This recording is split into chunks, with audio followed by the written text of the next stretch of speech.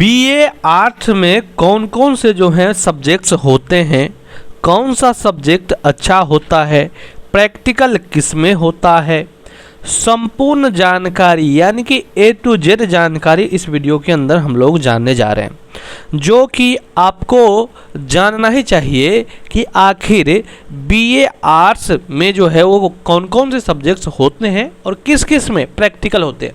अगर आप भी ग्रेजुएशन करने वाले हैं, बीए करने वाले हैं और आपको जानना है कि आखिर बीए आर्ट्स में कौन कौन से अच्छे सब्जेक्ट्स होते हैं, वैसे सभी सब्जेक्ट्स अच्छे होते हैं, लेकिन आप जानना चाहते हैं वो सब्जेक्ट्स, क्योंकि सभी सब्जेक्ट तो आप रखेंगे नहीं, तो आपको चयन करना होगा कि आखिर कौन सा सब्जेक्ट्स रखें जो आगे आपको काम देंगे।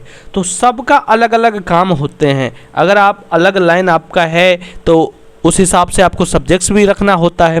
तो चलिए जानते हैं, यानी कि 100% सटीक और भरोसेमंद जानकारी इस वीडियो के अंदर हम आपको देने जा रहे हैं। तो चलिए समझते हैं। सबसे पहले देखिए, बीए मतलब बीए को जो शॉर्ट्स में बीए कहते हैं और उसी का पूरा नाम अगर कहे तो बैचलर ऑफ आर्ट्स, यानी कि बीए का फुल फॉर्म क्या होते हैं, तो बैचलर ऑफ आर्ट्स होते हैं।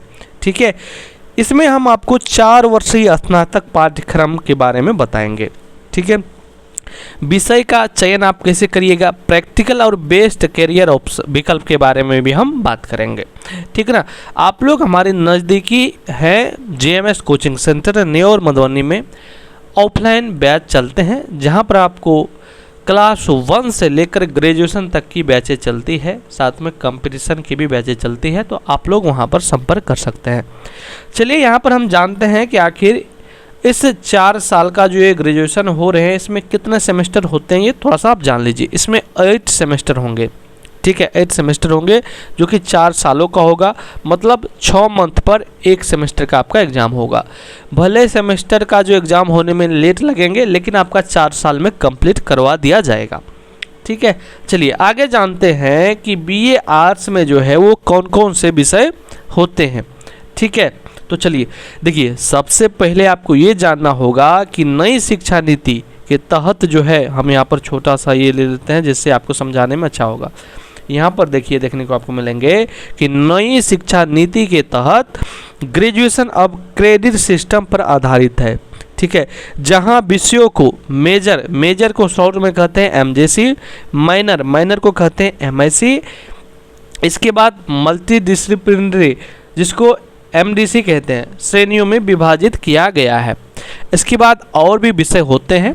ठीक है, लेकिन वो अलग विषय होते हैं, लेकिन ये जो मेजर, माइनर और एमडीसी हैं इसमें आपके प्रैक्टिकल होते हैं। साथियों, थोड़ा सा हमको बोलने में परेशानी है, हमारा जीभ में थोड़ा सा कुछ हो चुका है, इसलिए हमको बहुत सारा वर्ड जो है वो बोल नहीं पाते, जैसे कि डिसिप्लिनरी, ये भी हमको अभी अब मतलब स्पष्ट रूप से बोल नहीं पाते, क्योंकि जी जो है ना वो सच नहीं रहा, पता नहीं क्या है, थोड़ा सा दिक्कत है। कोई दिक्कत नहीं है, हम आगे बात करेंगे। यहाँ पर देखिए, इसके बाद देखिए कि आपको जो है वो आर्ट्स में कौन कौन विषय होंगे। तो ऐतिहासिक एवं सामाजिक विज्ञान में जो है आपके कौन कौन से विषय होंगे, तो यहाँ पर देख लीजिए आप लोग विषय का नाम। ठीक है, कौन कौन से, तो इतिहास होंगे, भूगोल यानी ज्योग्राफी होंगे, राजनीतिक विज्ञान यानी पॉलिटिकल साइंस होंगे, अर्थशास्त्र मतलब इकोनॉमिक्स होंगे, समाज शास्त्र यानी कि सोशियोलॉजी होंगे, मनोविज्ञान यानी कि साइकोलॉजी होंगे। तो ये सभी सब्जेक्ट्स हैं जो कि आपके ऐतिहासिक एवं सामाजिक विज्ञान के तहत आते हैं।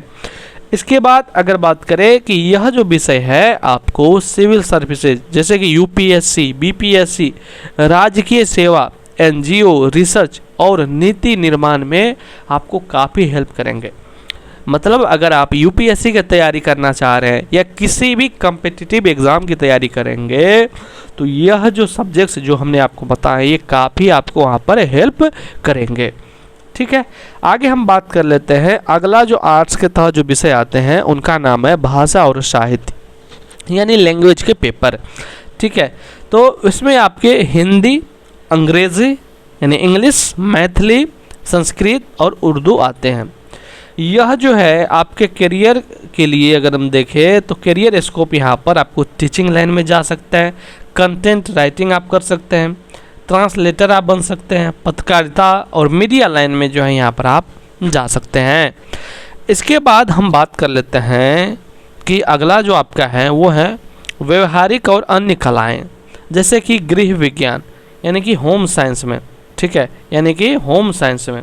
तो होम साइंस की अगर हम बात करेंगे तो होम साइंस, दर्शन शास्त्र, संगीत, ललित कला, ये सब आपके जो है व्यवहारिक और अन्य कलाएं जो है वो यहाँ पर आपको देखने को मिलेंगे, ठीक है।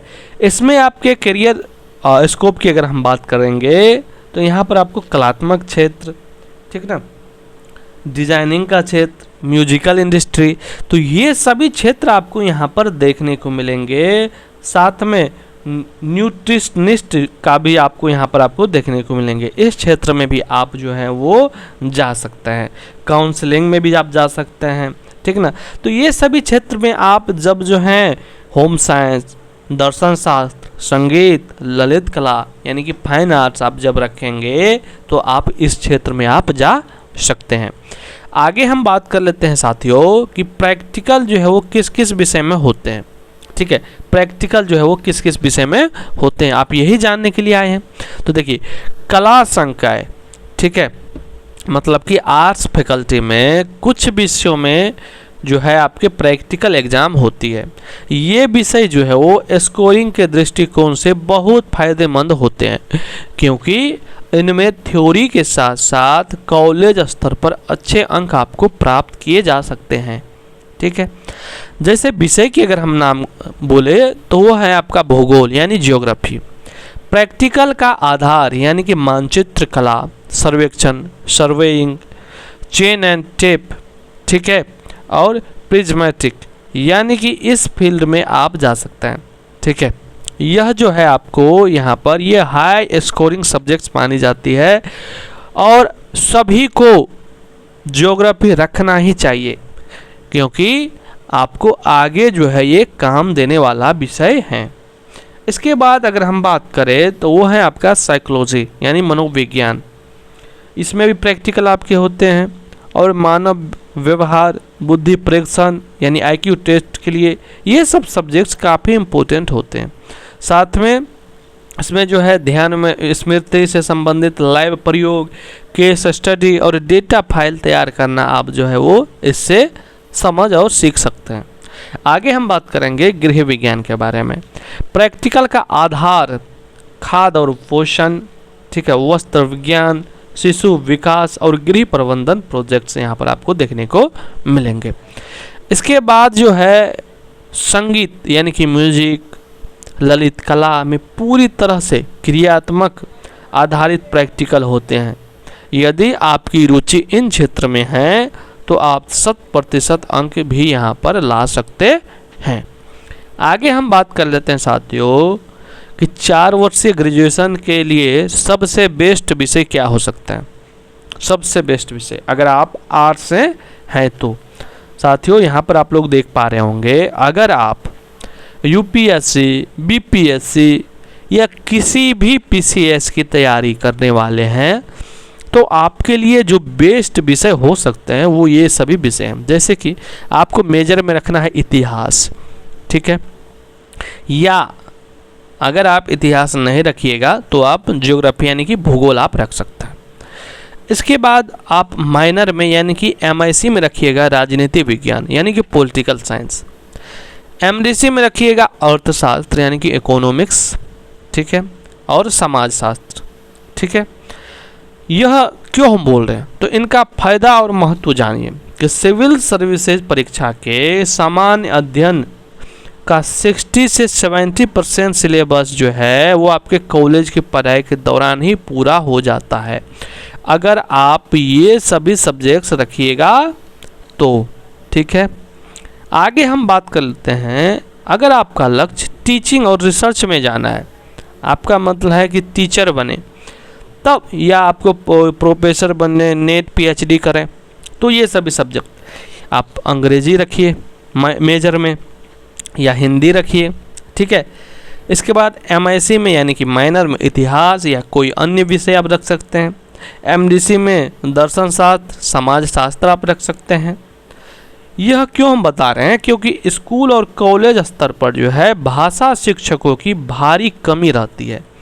4 साल के बाद आप सीधे PhD या नेट परीक्षा के पात्र हो जाते हैं, ठीक है, यानी जब भी आप 4 सालों का ग्रेजुएशन आपका कंप्लीट होगा तो आपको पीजी करने की कोई आवश्यकता नहीं है। ठीक है, आप डायरेक्ट यूजीसी नेट का फॉर्म भर के असिस्टेंट प्रोफेसर भी आप बन सकते हैं। ठीक है, ये आप कैसे बनिएगा आप बोलिएगा तो हम उस पर भी वीडियो बना देंगे। इसके बाद अगर हम बात करें कि तकनीकी एवं जॉब ओरिएंटेड आप चाहते हैं, तब आपको जो है मेजर में अर्थशास्त्र यानी कि इकोनॉमिक्स रखनी चाहिए। एमआईसी में यानी कि माइनर में गणित या सांख्यिकी रखनी चाहिए। देखिए आर्ट में भी गणित होते हैं, तो ऐसा नहीं कि यहाँ पर गणित हम बोल रहे हैं मैथमेटिक्स तो आप समझ नहीं पा रहे हैं, आर्ट्स में भी गणित होते हैं। ठीक है, एमडीसी में आप कंप्यूटर एप्लीकेशन रखिएगा। यह आर्ट्स का सबसे प्रोफेशनल कॉम्बिनेशन है। बैंकिंग, डेटा एनालिसिस और कॉरपोरेटिव सेक्टर में भी यहाँ पर भारी डिमांड आपको देखने को मिलेंगे। आगे हम बात कर लेते हैं कि 4 वर्षीय स्नातक में जो है वो उसका ढांचा कैसे काम करता है। देखिए साथियों, अगर आप सेमेस्टर 1 और सेमेस्टर 2 में यानी कि पहला साल, क्योंकि एक साल में हम आपको बता चुके हैं कि 2 सेमेस्टर होगा, अगर आप 1 साल मतलब कंप्लीट करिएगा, मतलब 2 सेमेस्टर, 1 साल का मतलब ऐसा नहीं कि आपका एग्ज़ाम नहीं होगा तो भी आपका हो गया, नहीं। 1 साल का आने का मतलब 2 सेमेस्टर आप अगर कंप्लीट करिएगा तो आपको यूजी का सर्टिफिकेट मिलेंगे। ठीक है, 2 वर्ष करिएगा तब आपको डिप्लोमा का मिलेंगे, 3 वर्ष करिएगा तो बैचलर डिग्री का मिलेंगे, और 4 वर्ष करिएगा तब आपको जो है bachelor degree with research honours का भी आपको मिल जाएंगे। साथियों, मोटिवेटर मिठू का संदेश है कि 4 साल का ग्रेजुएशन सिर्फ एक डिग्री नहीं बल्कि आपके करियर का मजबूत नींव है। अपने रुचि के विषयों को पूरे मन से चुनें और निरंतरता बनाए रखें। यदि कोई भी उलझन हो तो JMS coaching centre New York Madhubani में आप संपर्क कर सकते हैं। साथियों, हमने आपको लगभग पूरी जानकारी बताए हैं जो कि आपको कोई नहीं बता सकता है इस प्रकार से इतने आसान और सरल भाषा में कि किस किस में प्रैक्टिकल होते हैं, कौन विषय अच्छे होते हैं, कौन विषय आपको रखने चाहिए। हमने आपको डिटेल्स में जानकारियाँ दी है। अगर वीडियो आपको पसंद आया है तो ज़रूर कमेंट्स में बताइए कि कितना अच्छा लगा है। आपको इस प्रकार का वीडियो और कहीं मिला भी है या नहीं। अगर अभी तक मोटिवेटर मिठू को सब्सक्राइब नहीं किए हैं तो चैनल पर नए हैं तो ज़रूर सब्सक्राइब करिए। अपने सभी दोस्तों मित्रों में ज़रूर शेयर किया कीजिए जिससे उन्हें भी जानकारी समझ में आ पाएंगे। धन्यवाद।